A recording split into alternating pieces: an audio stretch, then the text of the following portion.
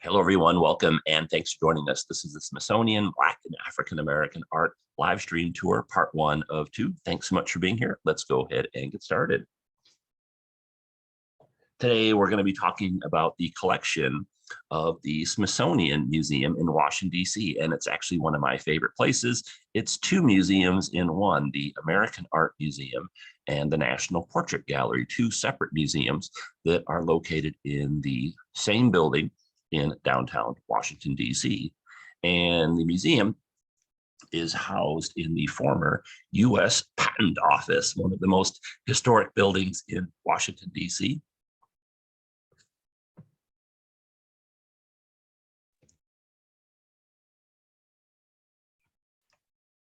And among other things, it's known for its spectacular architecture. This is the beautiful courtyard in the center of the museum that has this glass canopy, which is beautifully designed.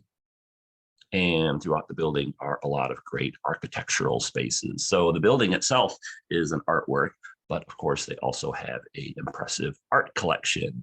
And today we're going to be talking about a certain aspect of their collection, the Black and African American art that's at the Smithsonian. So thanks so much for joining us. My name is Robert Kelleman. I'll be your host, and hopefully later today, my wife Michelle is going to be joining us. She actually helped me put this tour together. And we actually used to do this tour in person at the Smithsonian before COVID. So Michelle will hopefully be joining us a little bit later. And why did we put this tour together? Well, the reason being is because the Smithsonian typically, I never saw anyone do a tour like this at the Smithsonian. So Michelle and I thought we would put it together ourselves. We were inspired by the quote of Toni Morrison: "If there's a book you want to read, but it hasn't been written yet, then you must write it." Or in other words, you should be the change you want to see. And so what happened before COVID is, because the Smithsonian collection is so large, their art collection, you really can't do it justice by just doing a general highlights tour. So what we did, myself and Michelle and some few other folks that were helping us, we had these themed tours that were in person at the museum. So we had one that was on the presidents and first ladies. We had one that was on the Civil War. We had one that was on women in art. And then we had this one, which is Black and African American art. And so we thought we would do a live stream or Zoom version of that. And just a little bit about myself. My name is Robert. I'm originally from Detroit, Michigan. I was an art history major in college at the University of Michigan. I spent the first 2 years of my career working at the Detroit Institute of Arts. And I've been going to the Smithsonian for, I don't know, over 20 years. And I've really studied their art collection there extensively, not just the Black and African American art, but all different types of art that are there. And I wanted to share the museum collection with you and help promote the museum. And as we often do with our art programs, Metropolitan Museum of Art, the Louvre, the Barnes Foundation, the National Gallery of Art, et cetera, we have our good friend Patty joining us. Hi, Patty, you want to say hello and introduce yourself? Yes, good morning, everybody. I'm joining you from gorgeously sunny Portsmouth, New Hampshire this morning. And well, as some of you already know, my personal favorite art museum is the Boston Isabella Stewart Gardner Museum, and I just love it for its, classic New England eccentricity. Many of you put your favorites in the comments section and talk about little known or lesser known personal favorites. So, and oftentimes they do have the flavor of the local area. So that's what I'm going to say for this morning. Okay, awesome. Well, thanks, Patty. Patty's if you've been on many of our other art programs before, Patty's a regular co-host on our program. So once again, Patty, thanks so much for taking your time out to help us. Appreciate that. All right, so let's talk about the Smithsonian collection. It's a very extensive collection. Both museums in and of themselves, the Smithsonian American Art Museum and the Smithsonian National Portrait Gallery, both of those collections are very, very large. And you put the two of them together and talk about them in any detail, it can be a real challenge. So again, this program is going to focus on Black and African American art. And this is part 1 of 2. We'll do part 2 of 2 at a later date. And these are a few of the artists that we're going to be featuring today, including Joshua Johnson, Edmonia Lewis, Henry Ossawa Tanner, Laura Wheeler Waring, Horace Pippin, Alma Thomas, and Augusta Savage. There's quite a few other artists that we're going to be discussing, but these are the ones that we're going to be focusing on or featuring. So let's go ahead and get started. So our first artist that we're going to be discussing has a very fascinating story, Joshua Johnson, and he was the first known African-American professional artist. And here are two of his works that are on display at the Smithsonian. It's a portrait of a husband and wife. And let's talk about Joshua Johnson. So it's thought that he was born sometime around 1763.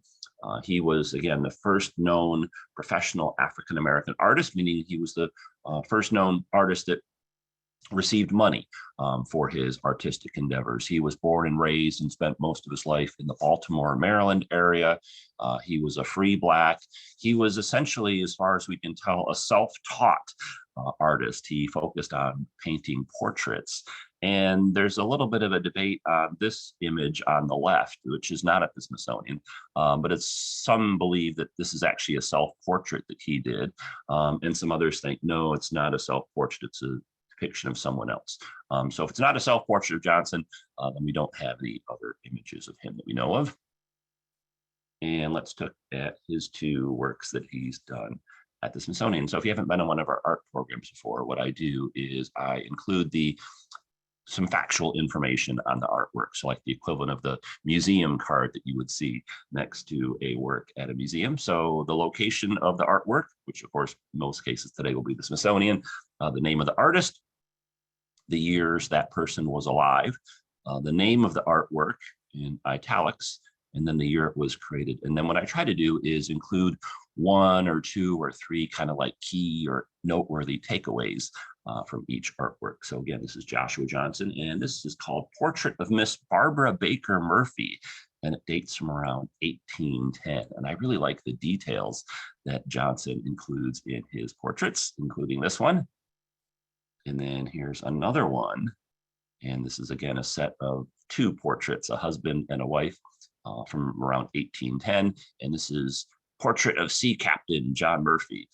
So this was common thing for people of means to do, was to pose for portraits, because this is before photography. So if you wanted an image of yourself or a loved one, either for your own personal use or for to hand down to your descendants, really the only way to get something like that would be to pose for a professional painter. And these particular types of portraits would often be hung in a person's parlor of their home, like the equivalent today of like someone's living room. So that when they had guests come over, they could admire their handiwork. And here's our two portraits. So great husband and wife duo. It's nice that these two are together, because oftentimes you'll see these husband and wife portraits that were done separately, and over time they end up getting split up, and one of them ends up in one place, the other one ends up somewhere else. So it's nice that they have the two of these that remain together. Now, this was done in Baltimore, and you may not realize this, but in 1810, Baltimore was actually the third largest city in the United States. So according to the 1810 census, you have New York City, and then Philadelphia, and then Baltimore, third largest city in the United States at this point in time. So it was very prosperous. There was a lot of wealth there. But that being said, it would have been a challenge for someone to be an artist there, because there's only 46,000 plus people living there.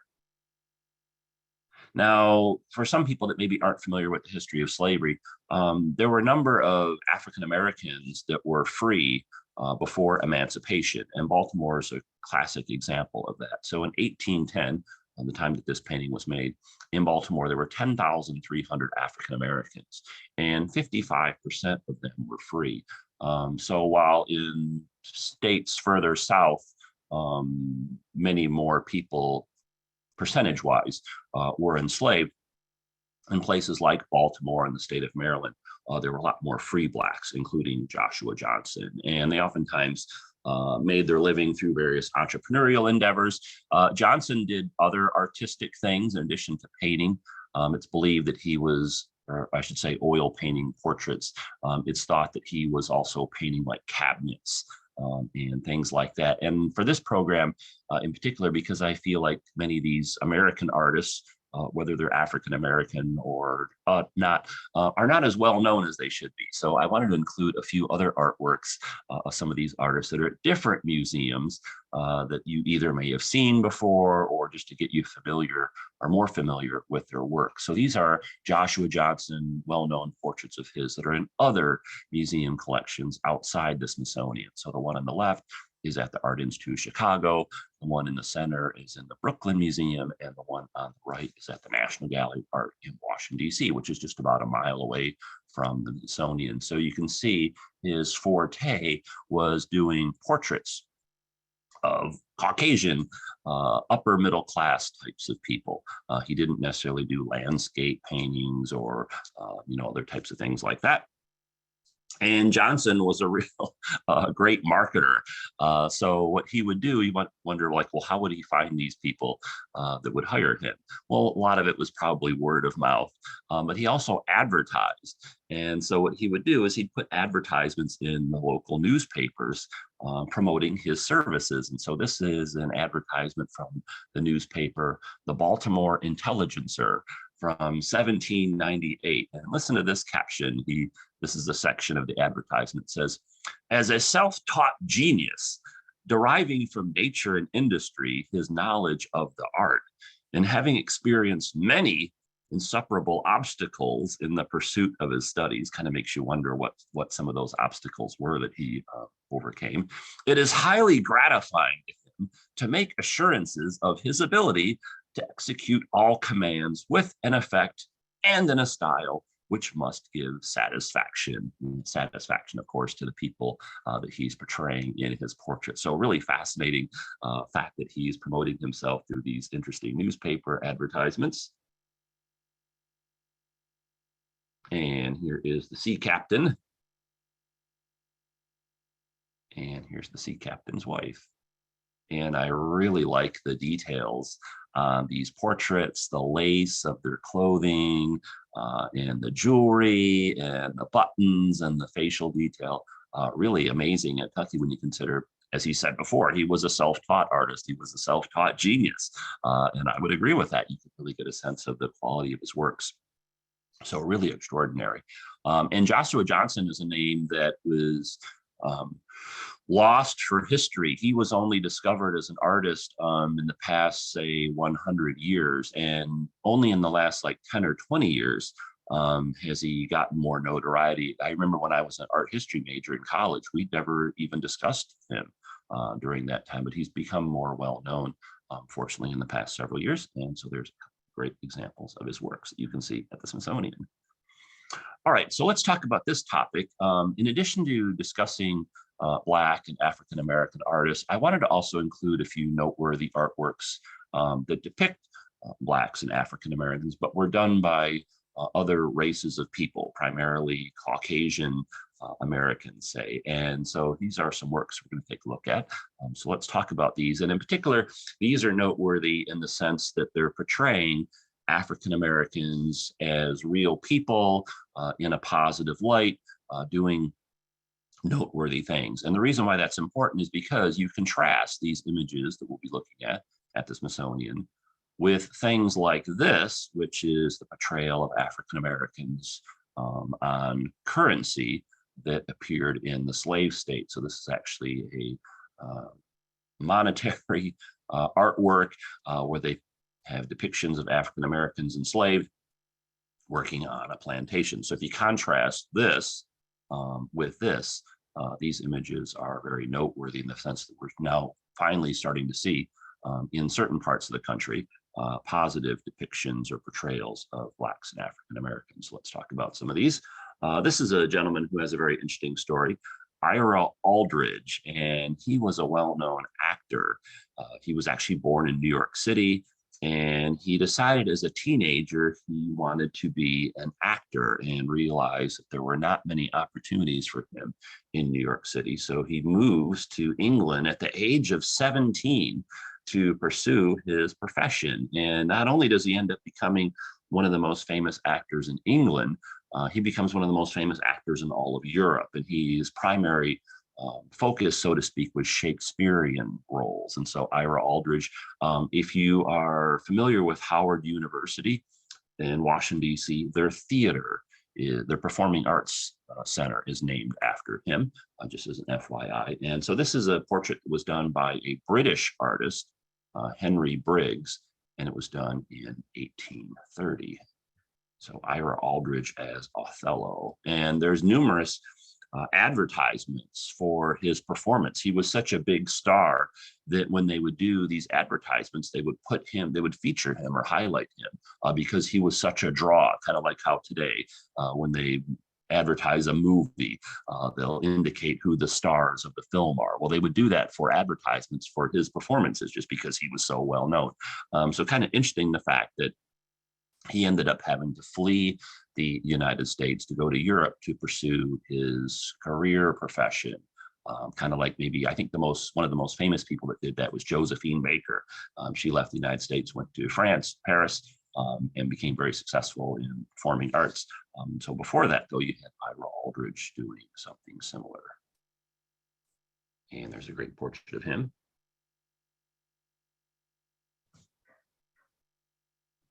And here's another great portrait. And if you were to look at this on the left, without the caption on the right, I would challenge you to see if you recognize who this is. But if you do look over to the right, you can see it's Frederick Douglass. And this is by an unknown artist. It's possible this was an African-American artist, but it was probably more likely a Caucasian American or European artist that did this. It's from 1844 or thereabouts. Frederick Douglass would have been age 26 or 27 when this portrait was done. This is interesting for a number of reasons. This particular portrait, number one, it's the earliest known image we have of Frederick Douglass.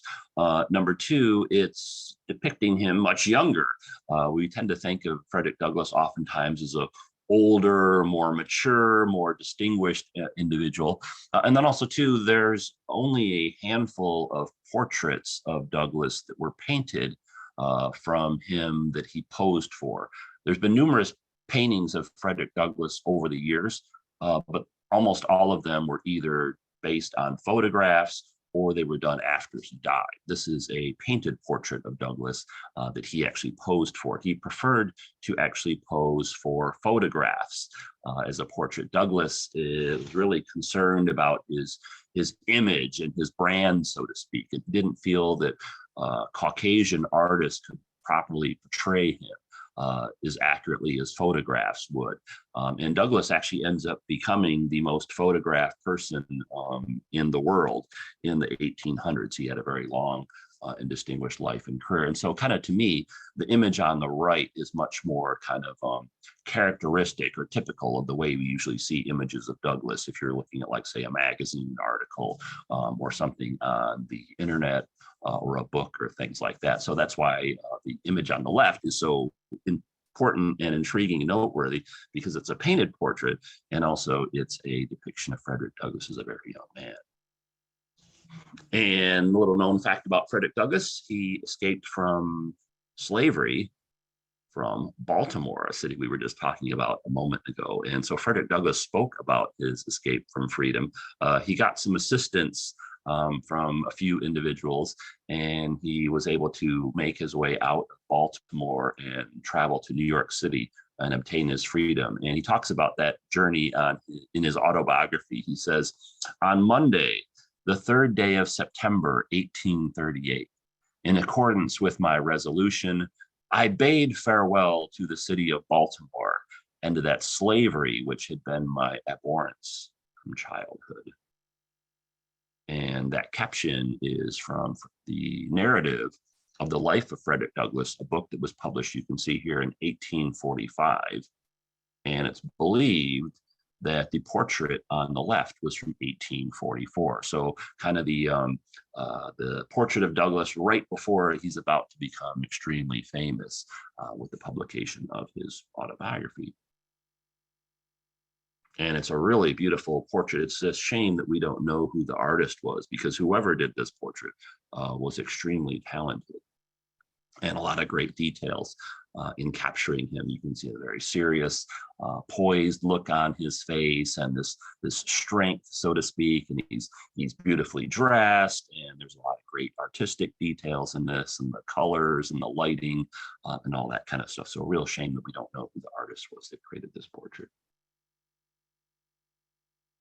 All right, so here's another work. This is by Thomas Waterman Wood. This is called Sunday Morning. At this point in time in history, when you see depictions of Blacks and African Americans in art by other races, other artists of other races like Caucasian, they're frequently doing things that they would not have been allowed to do during, say, the slavery era. And so this is a great example. You have two individuals here, a grandmother and her granddaughter, and they're reading. And of course, for the most part, slaves were not allowed to read and were severely punished if they were ever caught doing so. And what are they reading? They're reading Bible and practicing their religion. So really noteworthy painting, Sunday Morning, from around 1877. Now, Wood ended up using the painting at the Smithsonian as a study for a larger, more detailed work that he did around the same time. So this is the Smithsonian version. And you can see it's much more kind of like sketch-like. It's not as finished or as polished as this one, which is at my former employer, the Detroit Institute of Arts. But notice they both have the same title, the same subject.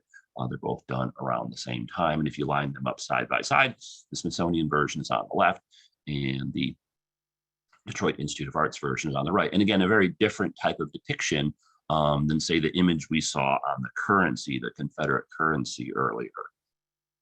And so nice to see people being portrayed in a positive manner.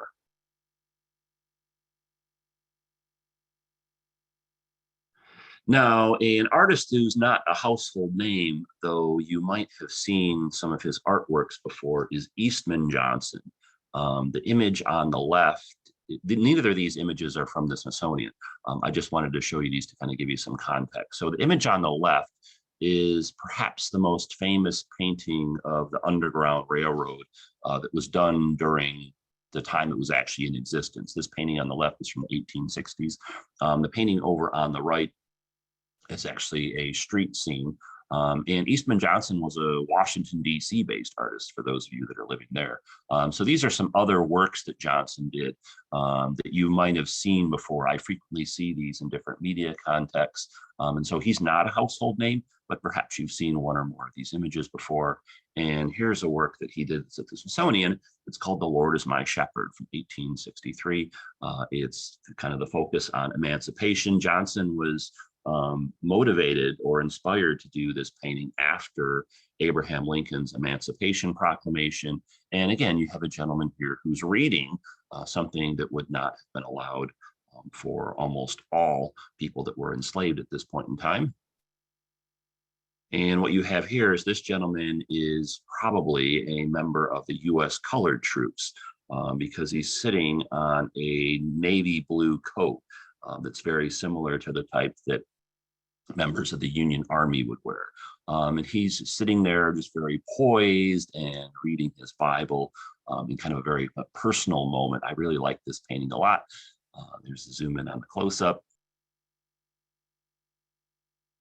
And so we've caught this individual in a very private moment as he's reading his Bible. So really touching portrayal there. And then another artist who frequently did depictions of African Americans, even though he was a Caucasian artist, is Winslow Homer, who is perhaps, he's one of the most well-known American artists in history, particularly of the 1800s. And again, these are other images by Homer that are at different museums outside the Smithsonian that you might have seen before. I frequently see all three of these images in different media contexts. So that's Winslow Homer.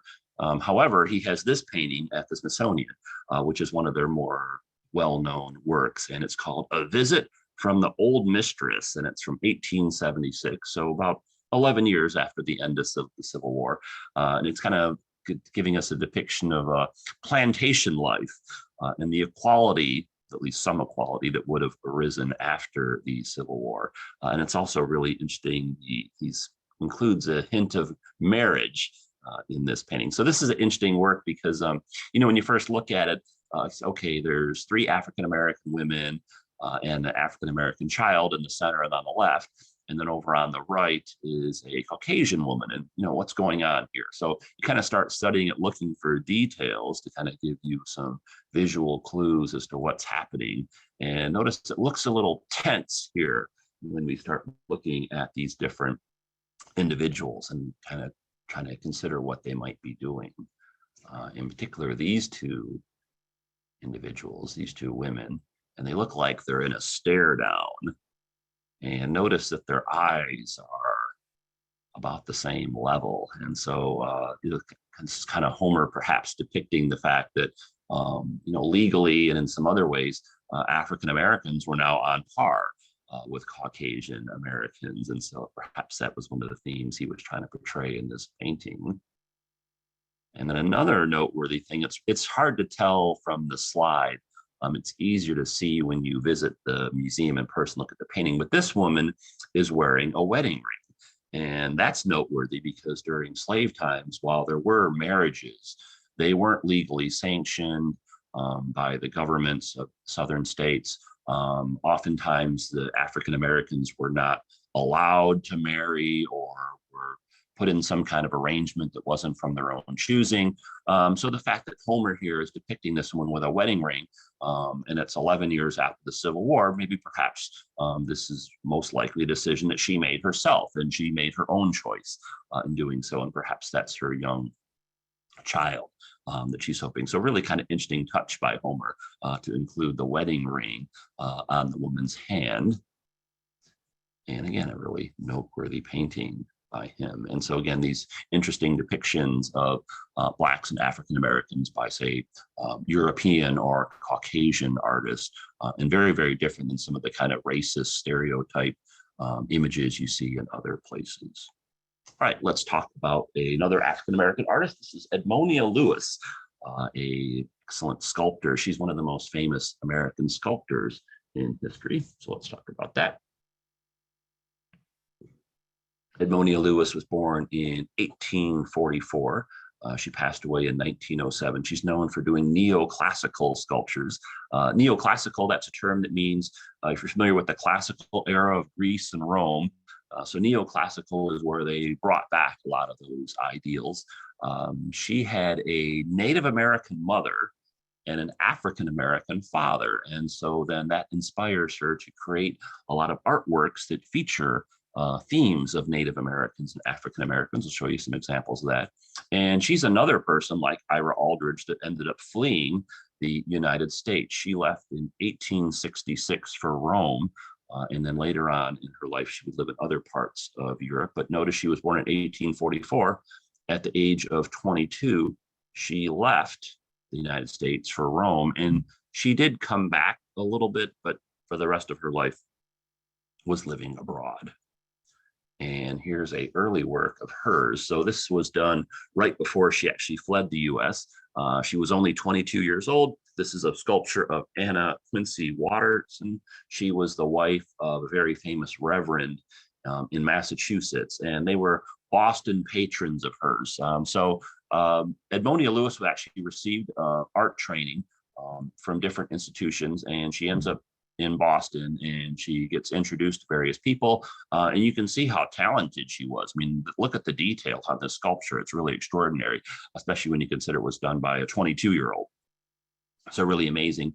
And so just give you some different views or vantage points of this sculpture. I really love the details on this one with her clothing and her face and the hair and the eyes, just really extraordinary.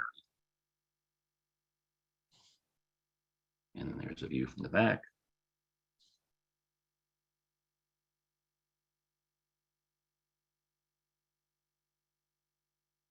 And then you might think that, okay, well, when the Civil War ends, everything is now fine for African Americans. Well, of course, that's not the case. So these are two well-known Civil War themed images that are at the Smithsonian. Abraham Lincoln on the left and Ulysses S. Grant and his generals on the right. And so the Civil War ends in 1865, and Edmonia Lewis ends up leaving the United States and moving to Rome in 1866. So that's a picture of Edmonia Lewis on the left, and a depiction of Rome from around the same time. And here's a quote from her. I wanted to include a few quotes from some of these artists that we're featuring so you can get to hear about them in their own words. And so here's Edmonia Lewis talking about fleeing the United States. She said, "I was practically driven to Rome in order to obtain the opportunities for art, culture, and to find a social atmosphere where I was not constantly reminded of my color. The land of liberty had no room for a colored sculptor." It's challenging being an artist today.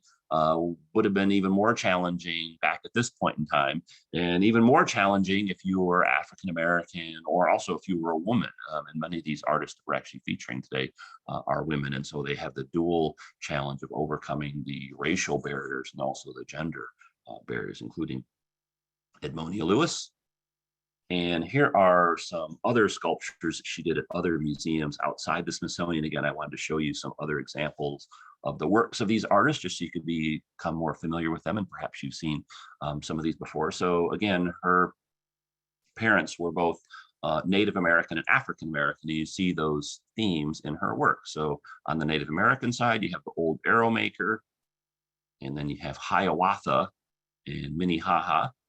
And then the African-American theme, you have Forever Free. She made this in response to the Emancipation Proclamation.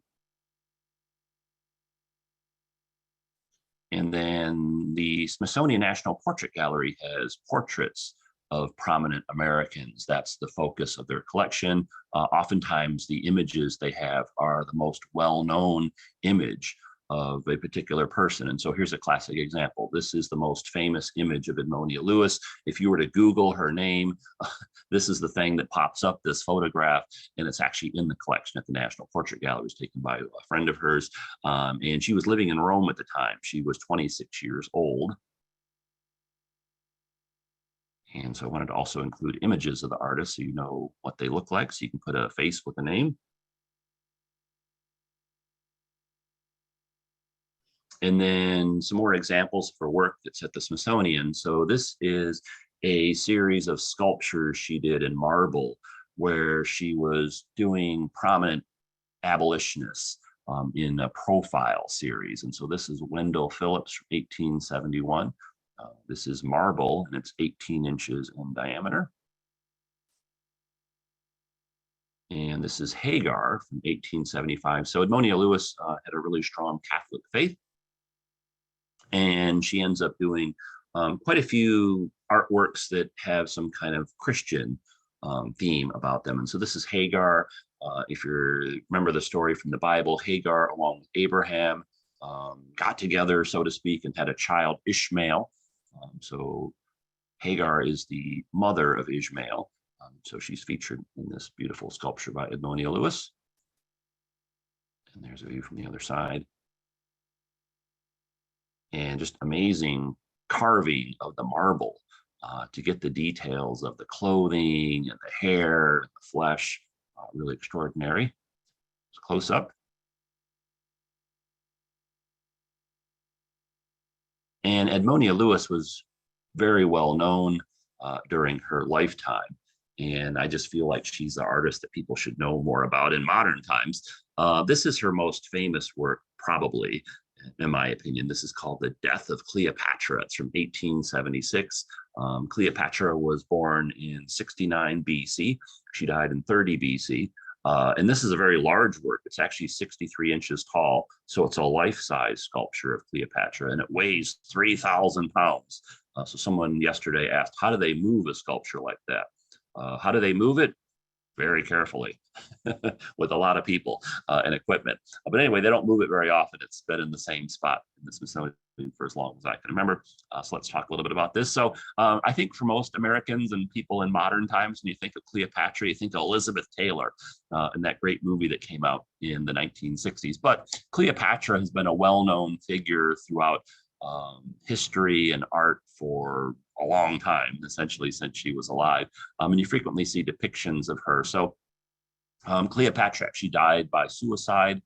It's a little bit of a long story, but she had a poisonous snake bite her intentionally And so there's oftentimes depictions of Cleopatra passed away, but she's usually doing so kind of very peacefully and gracefully. So like here, she's laying on this bed. So that's kind of an image of her from that time. And then there was an event in Philadelphia in 1876, the Centennial Exposition, which was supposed to celebrate and commemorate the 100th anniversary of the Declaration of Independence and the founding of the United States. So this takes place in Philadelphia. It was a really big event. They had all different types of things on display, a lot of industrial type things and inventions, and highlighting all different aspects of American history and culture. One of the parts of the show was they had artwork there. So different artists actually had their works on display, and Edmonia Lewis submitted this sculpture to be displayed, and it was accepted. It was really controversial though. So let's talk, why was this sculpture so controversial? Well, the story of Cleopatra was well known, the fact that she had died by suicide, but this was thought to be kind of too realistic. So like if you look at her left arm, it's just kind of fallen by the wayside, and then her right breast is exposed. And so the thought being, this is the Victorian era, that Cleopatra should have been shown more modestly and more ladylike, so to speak, and all that kind of stuff. So this was really kind of shocking to a lot of people to see this, which you may find unusual because it doesn't really probably seem all that shocking to us in modern times. But that being said, it was the Victorian era. People had very kind of specific thoughts on art and stuff like that.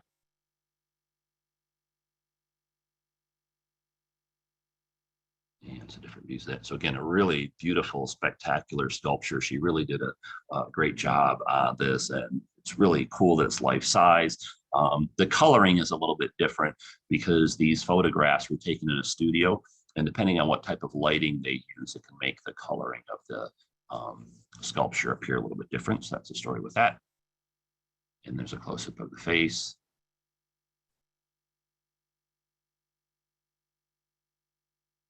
Oh, Geraldine said she loves the chair. Yeah, I do too, Geraldine. It's got a lot of really great details, and it's nice to kind of walk around this and see all the different assets. You can really tell that Edmonia Lewis really put a lot of time and thought and effort and energy into this sculpture. And again, a couple more views. I mean, look at all the details for that. And to think that, this is carved out of a single piece of marble, really extraordinary craftsmanship. And then Sarah mentioned in the comments, they have made a postage stamp honoring Edmonia Lewis. Well, thanks, Sarah. That was a perfect cue to this image. So yeah, there is the stamp on the left. And then I wanted to again include another quote by Edmonia Lewis. So she said, talking about her life and career, sometimes the times were dark and the outlook was lonesome, but where there is a will, there is a way. It was hard work though, but with color and sex against me, I have achieved success. That is what I tell my people whenever I meet them, that they must not be discouraged, but work ahead until the world is bound to respect them for what they have accomplished. And again, the postage stamp of Edmonia Lewis on the left. And some great artworks by her. So her gravesite, interestingly enough, was really unkept and kind of anonymously in the middle of the cemetery. And then a few years ago, some funds were raised to kind of spruce it up, so to speak. So the image on the left was her gravesite before it was restored. And then the image on the right is the gravesite in more modern times, and some works by the great neoclassical American sculptor living in Europe, Edmonia Lewis. Well, living in Europe for most of her life. All right, let's talk about one of my favorite artists, Henry Ossawa Tanner. He also has a really fascinating story. So let's look at his artwork and learn about his life. And so this is Henry Ossawa Tanner. He's born in 1859. He passed away in 1937. He also was an expat. He left the United States to go to Paris in 1891 and never lived in the United States again. He was really the first world famous African-American artist. A lot of people knew of Edmonia Lewis in Europe and America, but Henry Ossawa Tanner, his fame was worldwide, which is noteworthy that he's not as well known today as he was while he was alive. But we'll talk a little bit about that in just a minute. He was known for doing portraits and genre scenes, and he also did a lot of Christian themes. Let's take a look at his works. This is portraits that he made of his parents, his father on the left, of course, the mother on the right. Tanner's father, Benjamin Tucker Tanner, was a very important religious figure in American history. You could Google his name, and there's all different types of articles and things about Benjamin Tucker Tanner. Henry Ossawa Tanner's father. He was a bishop with the AME Church. And then this is his mother, Sarah. She also has an interesting story. She, along with several of her siblings and her mother, escaped slavery from Virginia on the Underground Railroad and made their way to Philadelphia. So that's an interesting footnote for her.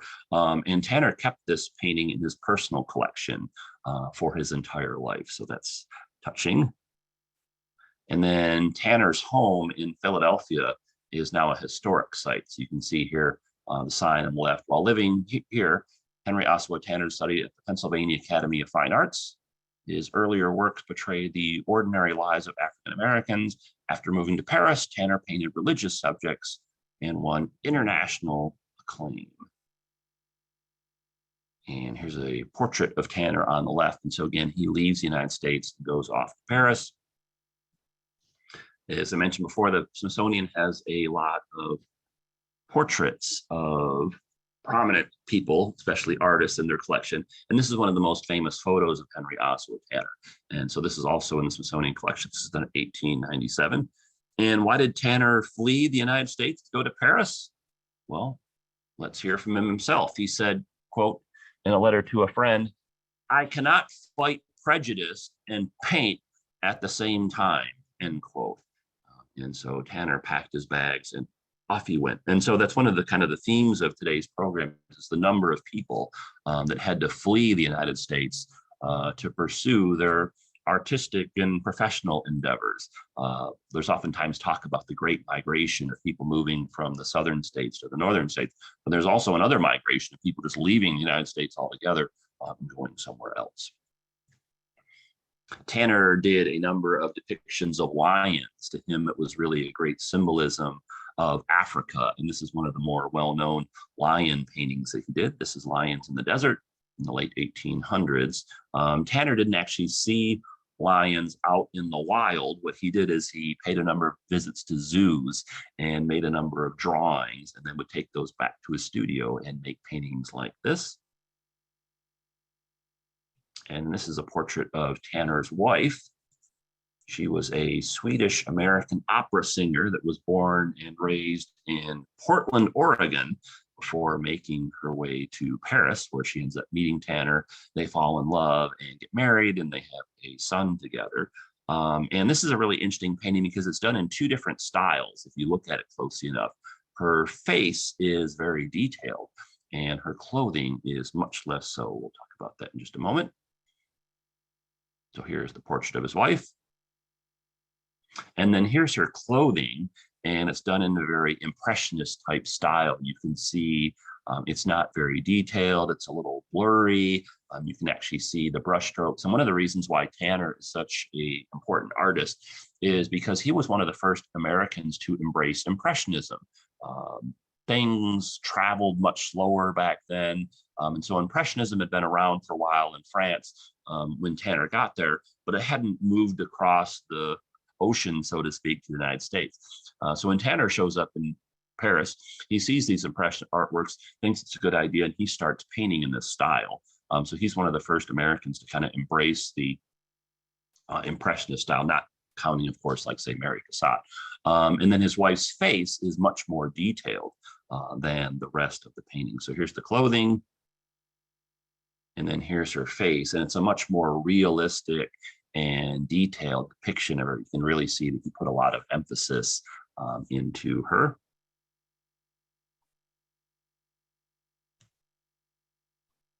And I'm going to let you read this. So you might be thinking when Tanner fled the United States that he escaped racism. And unfortunately, that was not the case at all.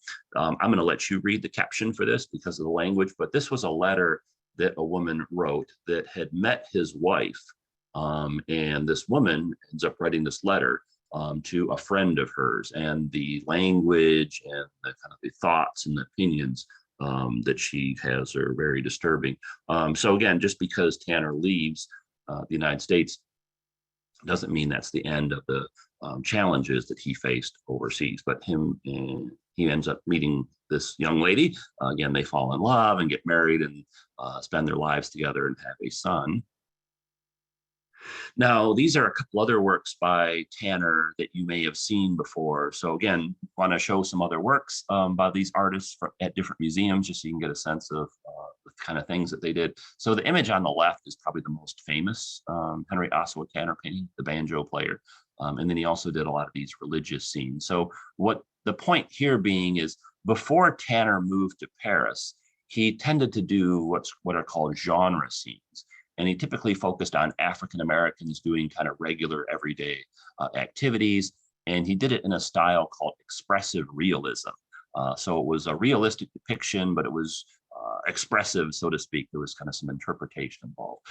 When he goes over to Paris, his style and his subject matter changes quite a bit. He embraces the Impressionism style, and he also starts focusing on a lot more Christian themes. So the painting on the left is kind of a classic example of an early Henry Ossawa Tanner painting, and the one on the right is a classic example of a later Henry Ossawa Tanner painting. So kind of pre-Paris and post-Paris. And if you've seen this image before, it frequently is used in different media contexts. This is called the banjo player, from a really cool museum called the Hampton University Museum in Hampton, Virginia. I actually used to live just a few minutes away from this museum.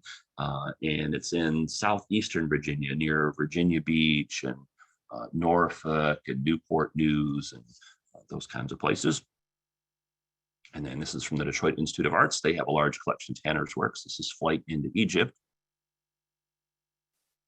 And so remember, Tanner's father is a bishop with the AME Church, and he's very religious, and he gets more so later on in his life. And while he decided not to become a man of the Bible, so to speak, himself as a preacher, he ends up using his artwork to spread the gospel, so to speak. And so in a couple of different quotes, he said, "I've made up my mind to serve him," meaning God, "more faithfully." And then another quote in the letter, he said, "I will preach with my brush." And so let's take a look at some examples of Tanner preaching with his brush.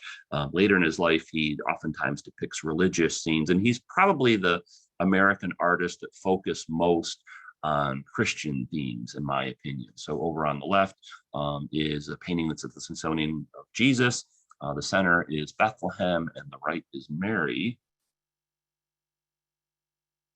And as Patty mentioned, there was a really strong religious revival in the late 1800s, and that really motivated Tanner, along with a number of other individuals. This is a very interesting painting, particularly for Tanner, because it's Sloan. And she was the woman who was largely responsible for the death of John the Baptist. You can see the body of John the Baptist over here on the left. And it's an unusual painting for Tanner because he usually doesn't portray anything sensual or sexually explicit or anything like that. But in this one, he did. So kind of interesting that his paintings are usually much more conservative in style. But here he's portraying the sensuality of Sloan, perhaps to kind of show the, that kind of aspect of her persona, which ended up leading to the death of John the Baptist. So interesting work by him there. And I really like the blue colors that he used. And again, kind of impressionistic. And then here's a portrayal of Jesus, the Savior, from the early 1900s. He's portraying Jesus in a state of prayer. If you look at images of Jesus throughout history, he's often portrayed as an idealized person. And what do I mean by that? Well, think of the Statue of Liberty as a great example. Everyone can tell that that's a woman, but it's an idealized woman. It's not portraying a specific person. And so Jesus throughout history is oftentimes portrayed in artwork as an idealized person. But here Tanner is depicting him as a very real individual in a very private moment of contemplation. And then here's another work. This one was actually done in Tangier, which is a city in Morocco, North Africa. Tanner visited there while he was living in France. It's thought, though, that this is a depiction of Mary and Joseph in Bethlehem, because Tanner did a whole series of paintings featuring Mary and Joseph and their travels. And so it's thought that even though this is in Tangier, he's trying to make it look like this is Mary and Joseph over here on their way looking for a place to stay. And again, beautiful colors, it's an impressionist style. And then here's Mary from 1914. Mary is often depicted in artwork because she's a persona of faith and fortitude, Mary, the mother of Jesus. And it's a really dark painting. Notice how much darker it is than a lot of the other earlier works that we've seen by Tanner, but it has this light in it. And the light is really a kind of indication of God's presence. And so there is the painting of Mary. Now, remember, we saw this portrait of his wife earlier, and it was kind of a good example of his earlier works that was more focused on portraiture and in the expressive realism style. And then later on, he really embraces these Christian themes and kind of the ideals of Impressionism. So you can really, if you look at this closely enough, you can really see the contrast between the work on the left and the work on the right.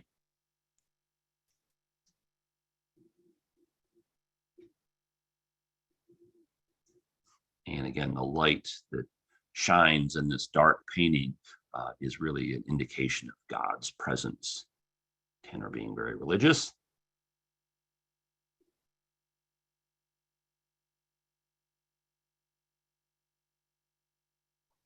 And there you go, Henry Ossawa Tanner, one of my favorite artists, a person with a really fascinating personal story, like so many of these artists do.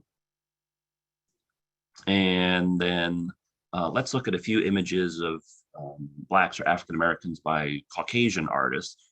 So this is a good example. This is John Sloan. He was one of the famous members of a group known as the Ashcan School, a New York City-based group of artists. And this is Gwendolyn. What's unfortunate with this painting is we don't know this girl's last name or who she is. It really frustrates me. There's so many great artworks where we don't know who the person posing is. And so this is a good example. It's probably the daughter of a friend of his or perhaps a neighbor that's posed for him. But we don't know who she is. So, you know, if you have an ancestor named Gwendolyn that was living in New York City around 1918, look at your old family portraits and maybe you can find out who this person is. So a really great portrait, and it's unfortunate we don't have more information on her.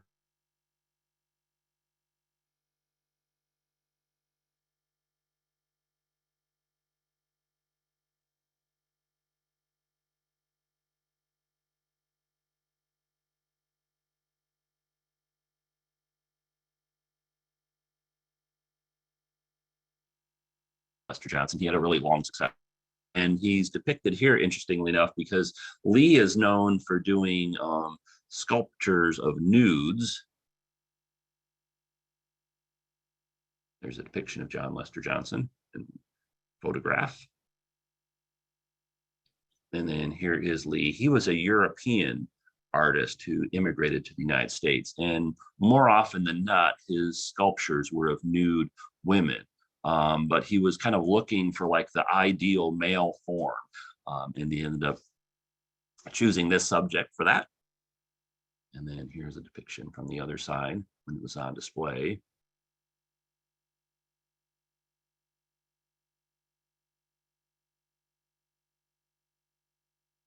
And a lot of great details with this sculpture also.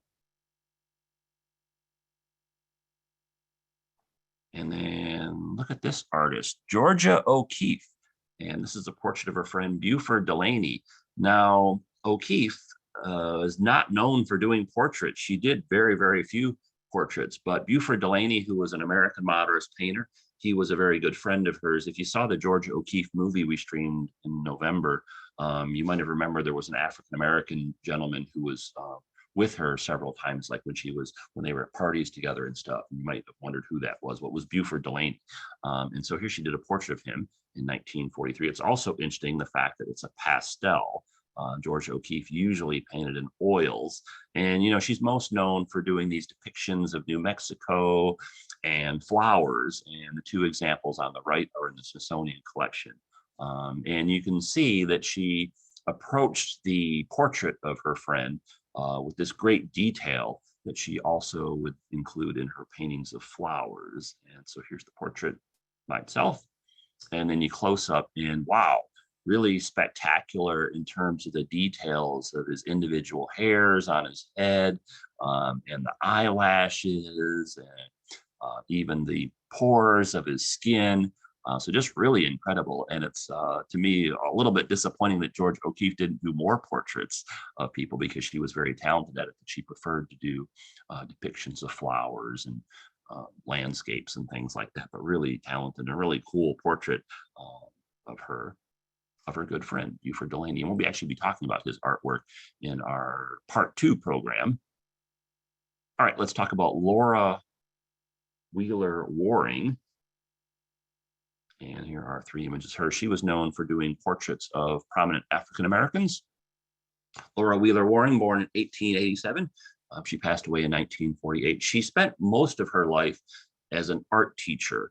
In addition to being an artist, you have to kind of think that it's challenging being a professional artist and making your living doing only that, and would be even more so back then, and even more so if you were a woman and a person of color. And so oftentimes artists, regardless of their race or gender, would have to supplement their income through other means. And so Laura Wheeler Waring, for much of her career, she was also an art teacher. She's a very prominent figure in the Harlem Renaissance, both in her own right as an artist, but then also documenting or making portraits of people that were prominent during the Harlem Renaissance era. And she was greatly inspired by these trips that she took to Paris.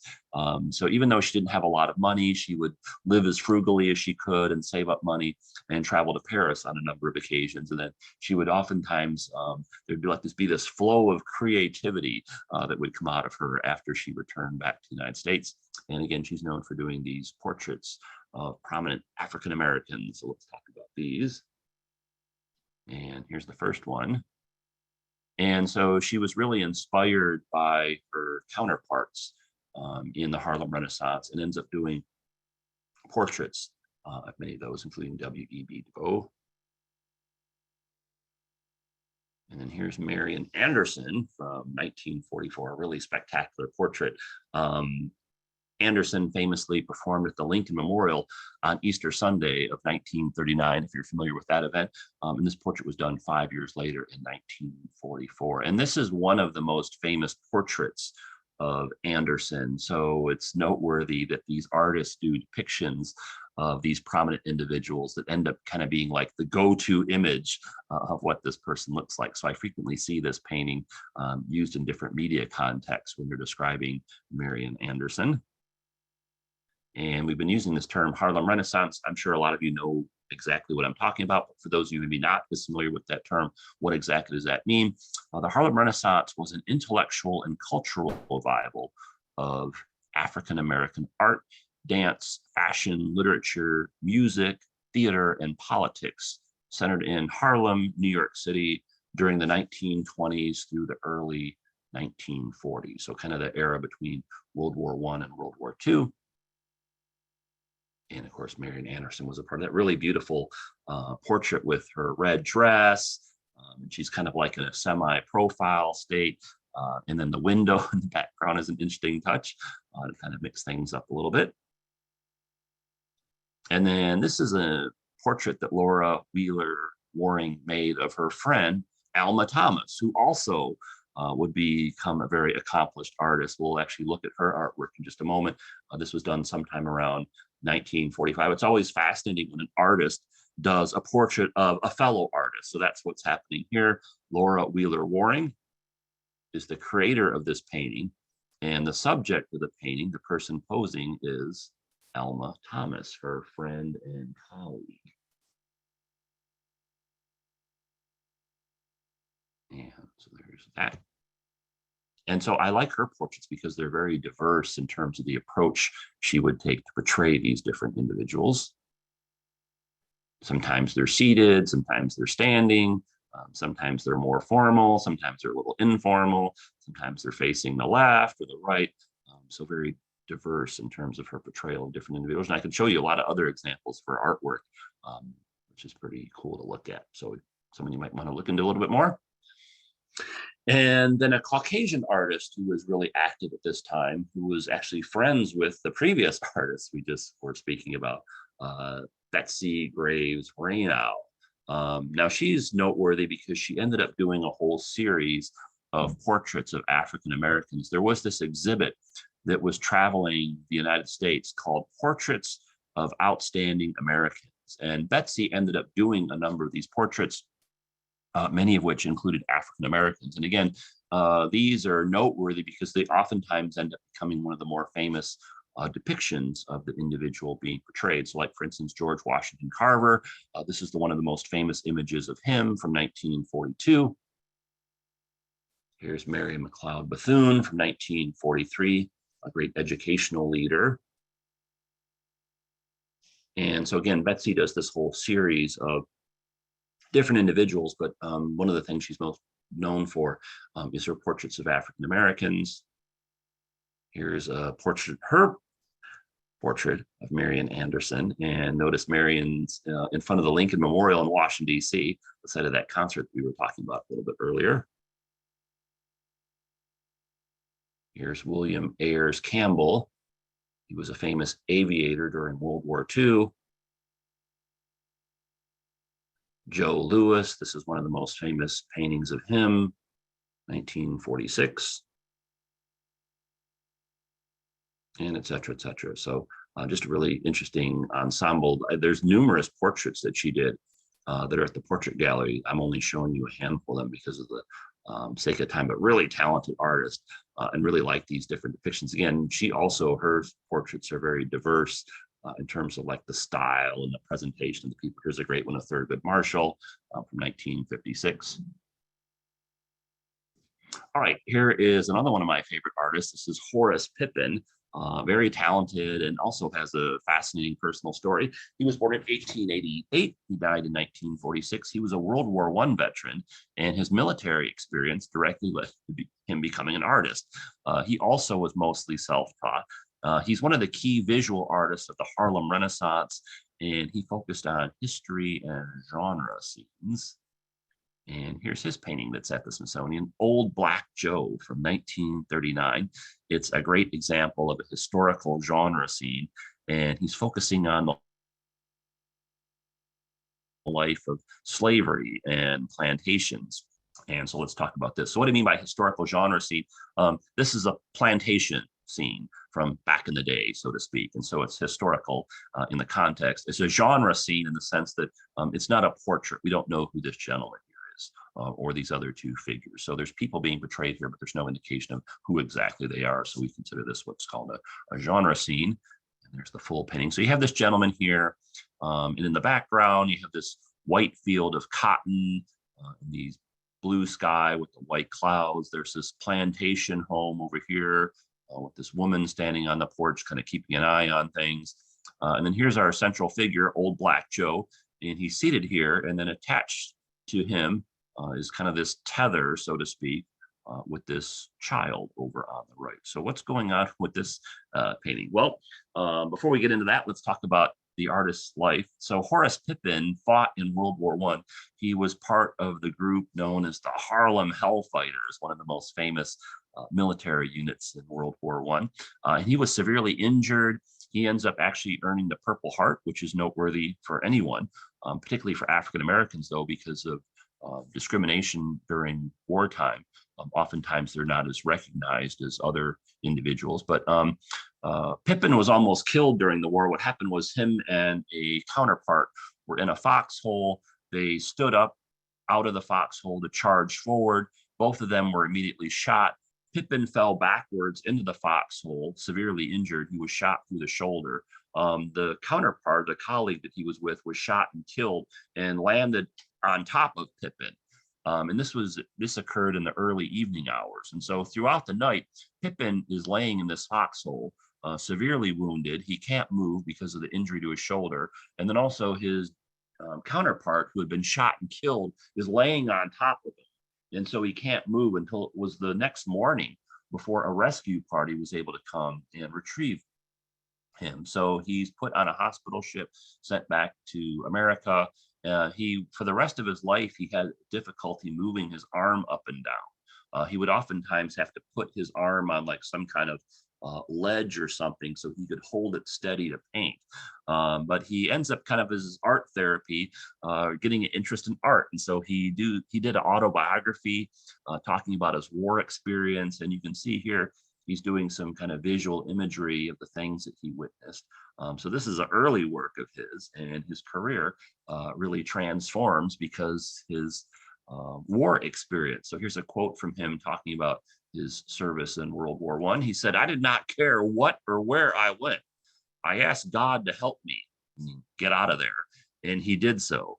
And that is the way I came through that terrible and hellish place known as the Western Front of World War I. For the whole entire battlefield was hell, so it was no place for any human being to be." And then he goes on to say, "The war brought out the art in me." So during his therapy to recover from his wound, this serious shoulder injury that almost killed him, he starts becoming interested in art, and drawing and painting and that kind of stuff. And then he decides he really likes it and becomes a professional painter. So that's a really cool, interesting story with him. And then he lived in a place called Westchester, Pennsylvania, which is a suburb of Philadelphia. And you can see they put up a historical marker outside his former home. Born in Westchester in 1888, Pippin occupied this house from 1920, when he returned back from World War I, until his death in 1946. A self-taught Black artist, he painted while living here such notable works as Domino Players, John Brown Going to His Hanging, and the Holy Mountain series. The Smithsonian has a couple of well-known portraits of Pippin, the photograph on the left and the painted portrait on the right. It's from 1940. And it's from 1939. And again, these are other well-known works of Pippin that are at museums other than the Smithsonian. So you might have seen these. These are perhaps two of his most famous works. The one on the left is at the Pennsylvania Academy of the Fine Arts in Philadelphia. It's John Brown Going to His Hanging. Interestingly enough, there was a family legend that Pippin's grandmother actually witnessed John Brown being hung. And so Pippin felt like that kind of connection to history was prominent in his artwork. And then over on the right is kind of a typical genre scene that he would do of African Americans kind of living in their daily life. That's at the National Gallery of Art in Washington, D.C., just to give you some examples of other works that he did, in addition to the one to Smithsonian. But let's talk about this one, Old Black Joe. What's the story with this painting? Well, there's a lot of really neat details with this one. It also has a really fascinating contextual history. So let's talk about that. Now, Old Black Joe is not all that well known musically, in my opinion. However, for the longest time, it was a really famous song. It came out in 1860. It was written by Stephen Foster. And the lyrics go, "Gone are the days when my heart was young and gay. Gone are my friends from the cotton fields away. Gone from the earth to a better land I know. I hear their gentle voices calling Old Black Joe." So this is Stephen Foster kind of romanticizing the era of slavery and the slave, Old Black Joe. He's kind of reminiscing about the people he's known that have come and gone, and the better times, so to speak, and things like that. So really kind of a romanticized depiction of slavery. Now, you might be wondering, like, why do artists make these artworks? Well, sometimes they're commissioned portraits. They're hired to do these depictions. In this case, actually, there was a radio manufacturer that hired Pippin to create an artwork for an advertisement they were making. So what you have here is, this is the name of the company. This was an advertisement that was featured prominently in magazines like Time and Life, and they commissioned Pippin to make an image that they gave him a lot of liberty. They just said it had something to do with music. And so it's like, oh, okay, well, you've heard of Old Black Joe, haven't you? Well, that's the name of this painting, Old Black Joe. Here's the painting. They paid him. They actually ran with it in advertising. I actually wondered if maybe they knew a little bit about more what was going on here, that maybe they would not have used it. But that being said, it's a cool painting and they ran with it. And the advertisements on the right. So the film Gone with the Wind came out in 1939. And again, another romanticism of kind of the antebellum slavery era, and all that kind of stuff. I'm sure everyone, if you haven't seen Gone with the Wind, at least familiar with the film. So that came out in 1939. Well, that's really important because that's right before Pippin makes this painting. And so this painting is thought to be kind of a response to the romanticism of the antebellum South. And here's a great quote by Pippin where he says, "I don't go around making up a whole lot of stuff. I paint it exactly the way it is and exactly the way I see it." So this is kind of his response to the Gone with the Wind, Old Black Joe song type of stuff. And so what you have here, again, it's a historical genre scene. It's this plantation. And so you have this Black gentleman here. And, during enslaved times, they would try and get as much labor as possible out of all people. So older people were given tasks to do to keep them busy and to help out. And so probably what's happening here is he's been told to kind of babysit this child. And you can see that's why this tether is here. And then off in the distance, this woman who she could be perhaps looking after the child herself, but she'd rather have him do it, and then she can keep an eye on the two of them. She's off in the distance on the plantation home. And so you can see here that he's really literally and metaphorically tied to slavery, thus the name of the painting, Old Black Joe, which references the song. And so there's the painting in full view. And then you can see the woman off in the distance. Notice there's a dog. Now notice the dog is loose. So the dog is loose, and our character here, Old Black Joe, is not. He's tethered.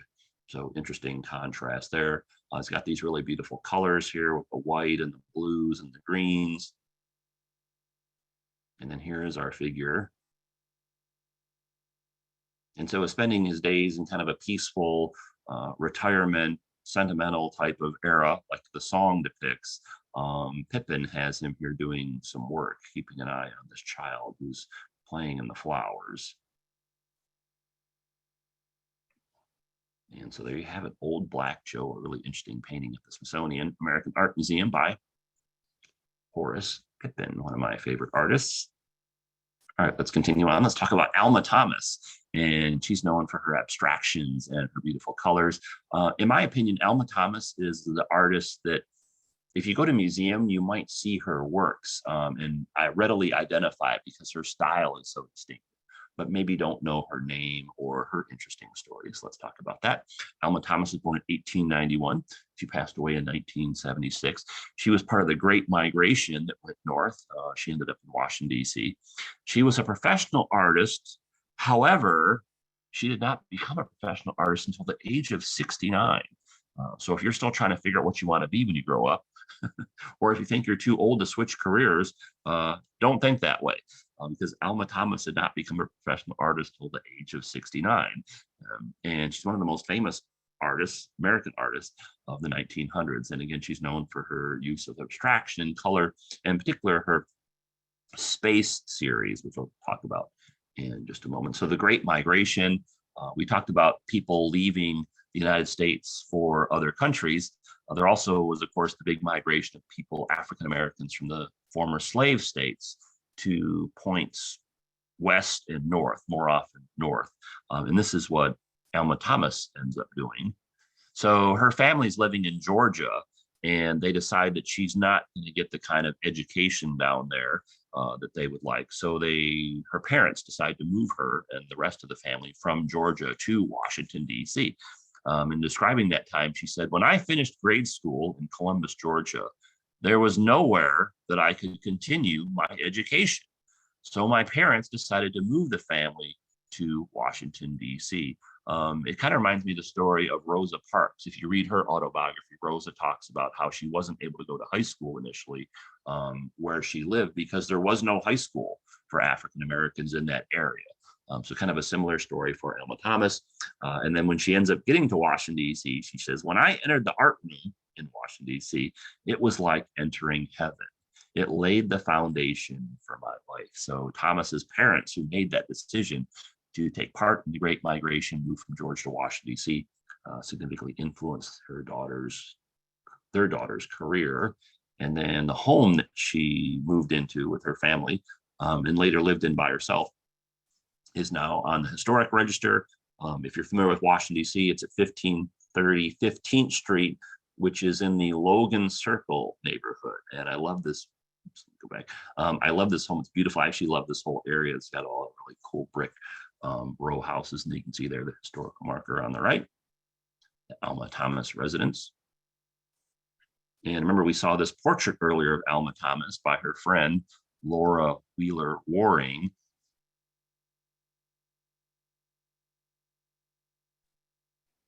And Thomas was a public school teacher in Washington, D.C. She taught art, among other things. And she did that from 1914 until 1960. And along the way, she ended up getting a bachelor's degree from Howard University in 1924. I think, if I'm not mistaken, she was either the first person to get an art degree from Howard or one of the first.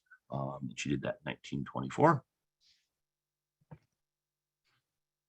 And then again, here are a couple other works of hers that are at museums outside the Smithsonian, just so you can become more familiar with her works. And the one on the left is at the National Gallery of Art in Washington, D.C., which is about a mile away from the Smithsonian. Actually, it's less than a mile. You can walk there in just a few minutes if you so choose. And the one on the right is, and maybe in my opinion, her most well-known work. It's the Art Institute of Chicago. And again, she's known for her use of abstraction and color. And so let's look at her works at the Smithsonian. This one is called Light Blue Nursery from 1968. And again, remember, she doesn't decide to be a professional artist until 1960, when she was 69 years old. Imagine that. So really extraordinary historical tidbit there. And there is the painting. I love the colors of her works. They're very distinctive, and her style is very unique. Now, she, like a number of people, was really inspired by the space endeavors that the United States was pursuing at this point in time. So on July 20th, 1969, the Apollo 11 moon landing took place. And, you know, if you ever get a chance and you know someone that's been alive for a while, you should ask them, like, what was the most inspiring thing or most fascinating thing you ever saw? I asked my mom that one time for a school project, and she said the man landing on the moon was incredible, because growing up as a child, she never thought that anything like that would happen. And that was true for a lot of people, including Alma Thomas. And so she used the moon landing and the whole space endeavor to inspire her artwork, including the image on the left, which is called the eclipse.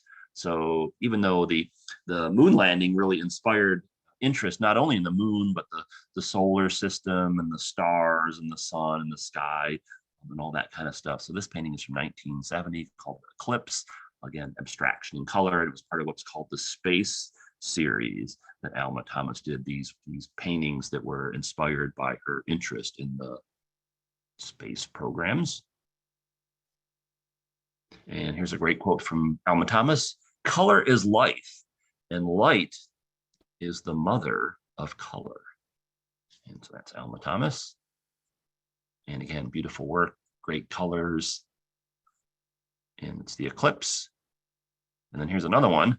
It's called Snoopy, Early Sun Display on Earth from 1970. And again, this is part of the Space series.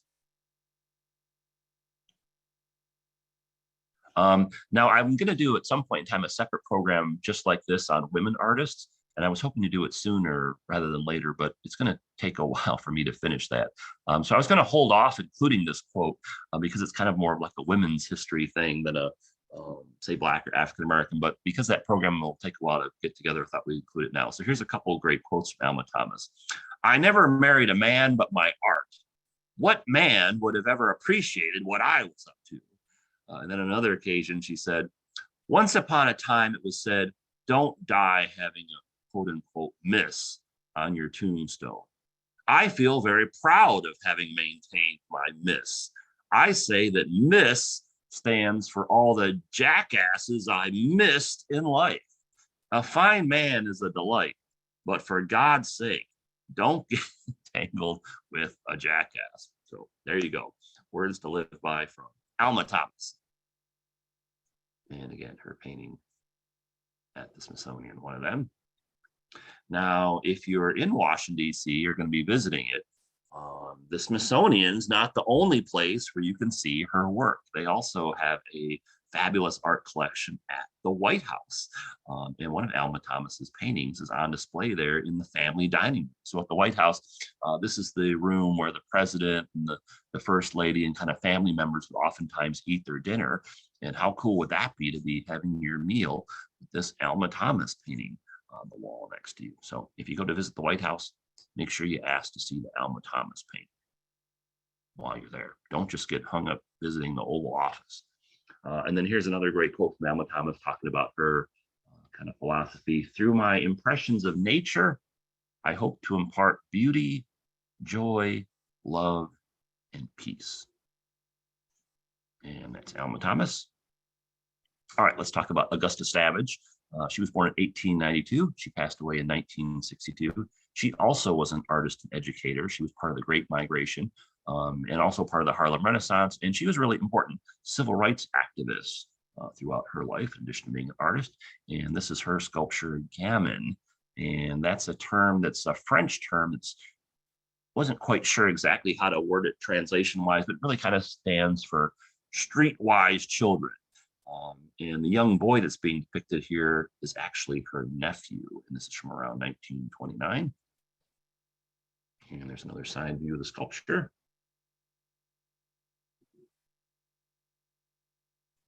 And a view of the back. Oh, Patty was talking about very interesting quote for those who remember watching that 1st July 1969 live from the moon broadcast. There was a very noticeable absence of color in the technology of the time. So thanks, Patty. I appreciate that. Yeah, really contrasts with the paintings we just saw. Now, there's a few different versions of this sculpture. So if you've been to kind of your local museum or in your travels, you might have seen this sculpture and said, oh, I didn't know that was at the Smithsonian's, because there's more than one version of this sculpture out there in the world.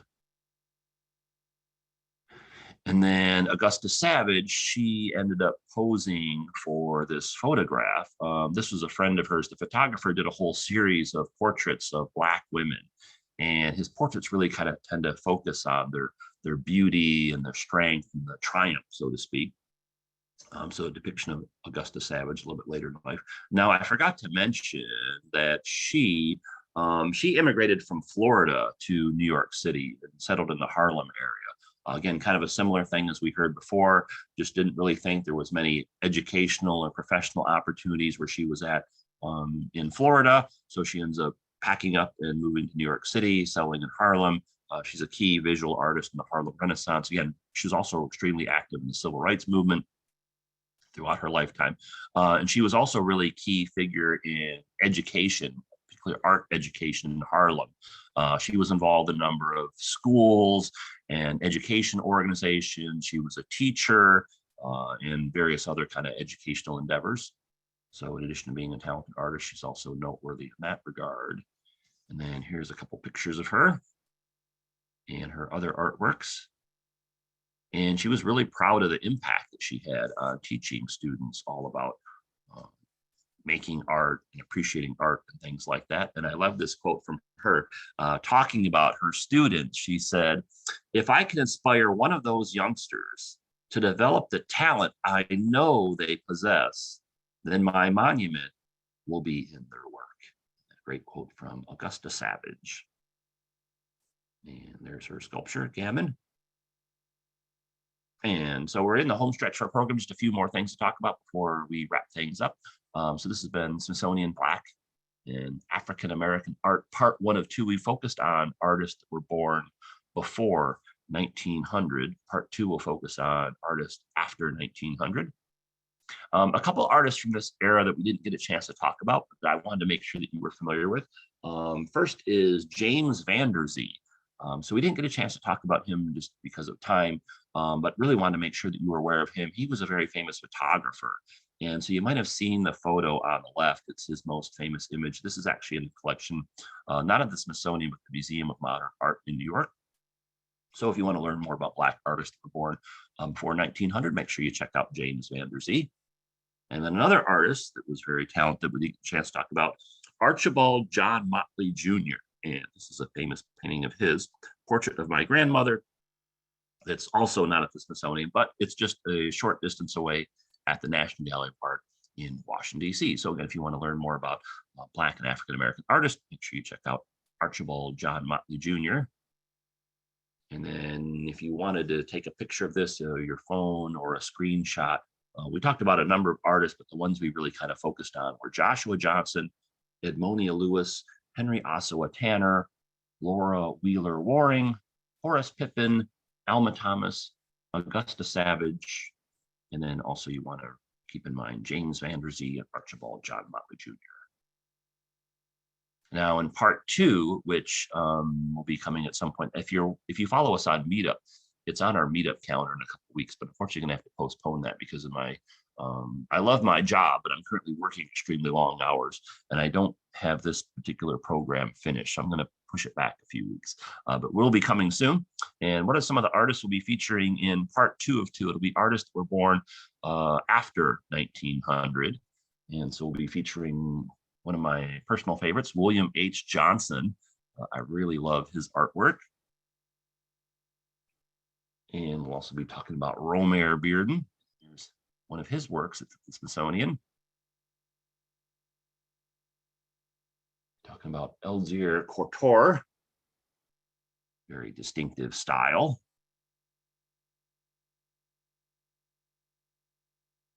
And of course, we'll be discussing Jacob Lawrence, famously of the Migration series. We'll take a look at Nicolene Thomas.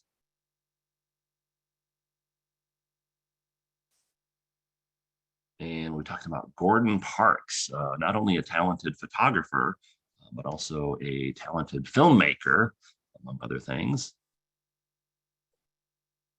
And one of the things the Smithsonian is known for is its collection of portraits of the presidents and first ladies of the United States. And two recent additions to their collection is a portrait of Barack Obama by Kehinde Wiley, talking about this painting, and its counterpart painting of Michelle Obama by Amy Sherrill. We'll be talking about that work as well. And so again, that'll be the Smithsonian of Black and African American Art, part two of two, coming soon.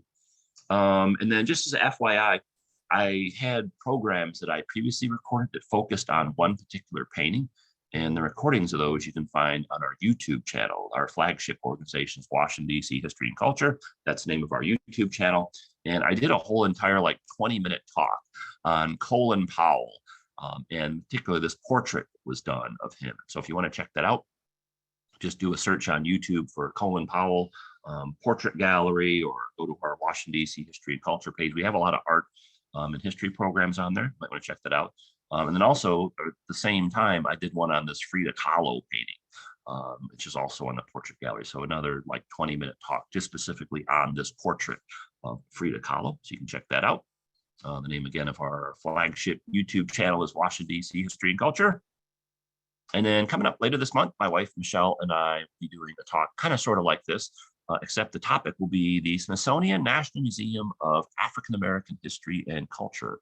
And so we'll be doing that twice later on in the month of February. This program, the African American Museum, we don't record that one for various reasons. But if you want to watch us live, you can check it out, find the dates on our calendar. And then my wife, Michelle, hosts tours in person of the African American Museum when she's in DC periodically. So if you want to visit the museum at some point in time, have Michelle show you around there. This is actually a picture of her when she was giving her famous love stories of the Smithsonian National Museum of African American History and Culture tour. So you can be on the lookout for that. So Michelle and I do a live stream tour on Zoom, and then Michelle does her in-person tours. But those are on hold at the moment until she can get back to DC. We're Washington, D.C. History and Culture. We're a nonprofit community organization. I want to thank everyone who's ever supported the work we do via donations. We accept donations via PayPal, Venmo, or GoFundMe. And what we use the donations for is to keep our programs free. Almost everything we do is free of charge. And we're able to do that and cover our expenses thanks to the generosity of regular, everyday people like you. So thank you very much for your support.